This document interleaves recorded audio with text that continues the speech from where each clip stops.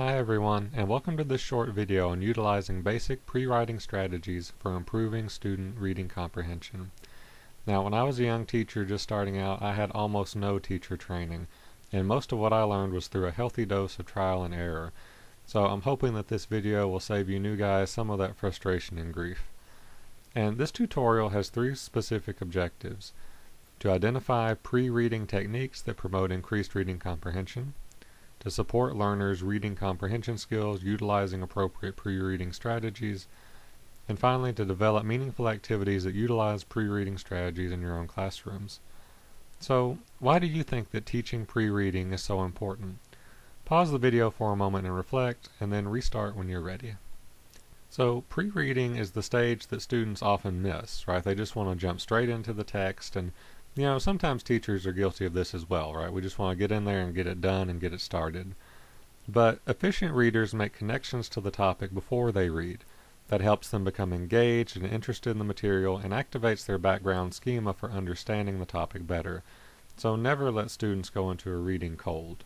Now, there are four really common methods of pre-reading. Now, there are certainly more, but the four most common would be skimming and previewing, activating background knowledge, making predictions, and setting a purpose for reading. Now, these are in no particular order, right? None has to come before the other, and in fact, a lot of times they can be done simultaneously. But we're just going to go briefly through each one. So, number one, previewing the text. Right, so this gives you a good idea of the topic and how that topic is organized in the reading, and we think of it with headings and titles and subtitles and graphics and reading introductions and skimming readings for bold and italicized words. Activating background knowledge, so getting students to connect unfamiliar ideas with ones that they are actually familiar with. Right, this idea of making new concepts seem less foreign. This is something you can do via prompts about related topics or asking students about their prior experiences or prior content knowledge. Making predictions, so based on the previewing, based on their background knowledge, here students are actively anticipating and predicting what they will read about.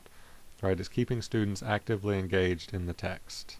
And finally, setting a purpose for reading. So in other words, you have a specific goal in mind. Right, you're giving them a reason to read the story.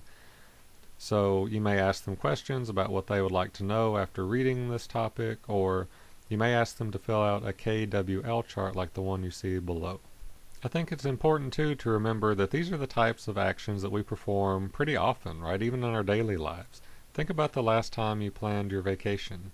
Right, maybe you're going to an amusement park and you were looking at a brochure or looking at their website. You probably previewed a map of the park to understand the layout.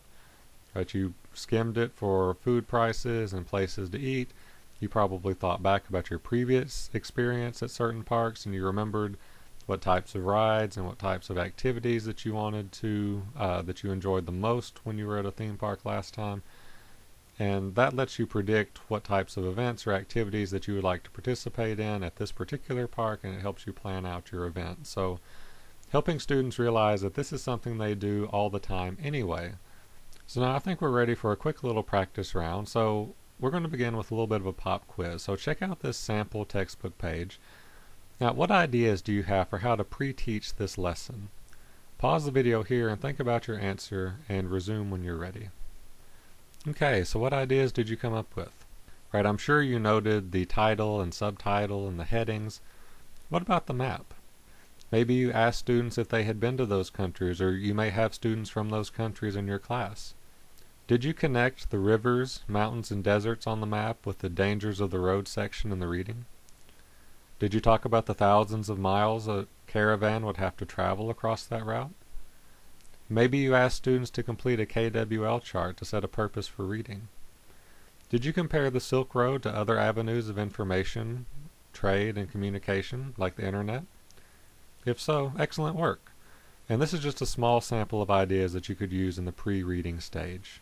So thank you all so much for watching. I hope you learned a lot of useful information about the four pre-reading strategies and that you'll be able to use them well in your next classroom.